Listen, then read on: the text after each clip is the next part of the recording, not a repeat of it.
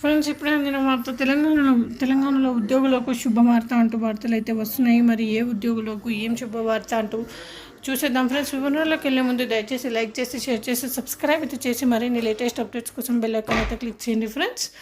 అయితే విద్యుత్ ఉద్యోగుల హరిజనులు, పెన్షనర్లు, ఫ్యామిలీ పెన్షనర్లు కరువు భత్యం 3.004% పెరిగింది.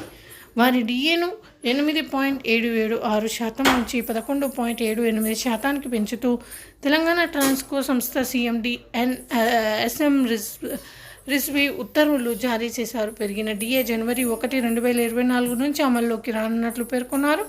2023 జూలై, డిసెంబర్, 2024 జనవరి, మే మధ్య కాలానికి పెరిగిన డిఏ బకాయిలను ఉద్యోగులు, ఆర్జన్లు, పెన్షనర్లకు 11 సమాన వాయిదాల్లో చెల్లించినట్లు చెప్పారు. సాంప్రదాయ ప్రకారం ట్రాన్స్కో ఉత్తర్వులను అనుసరిస్తూ జెన్కో, టీజీఎస్పీడీసీఎల్, టీజీఎన్సీడీసీఎల్ సంస్థలు సైతం తమ ఉద్యోగులు, పెన్షనర్ల డిఏను ఈ మేరకు పెంచుతూ త్వరలో ఉత్తర్వులు జారీ చేయనున్నట్లు సమాచారం. ఫ్రెండ్స్, ఈ విధంగా వార్తలు అయితే వస్తున్నాయి. థ్యాంక్స్.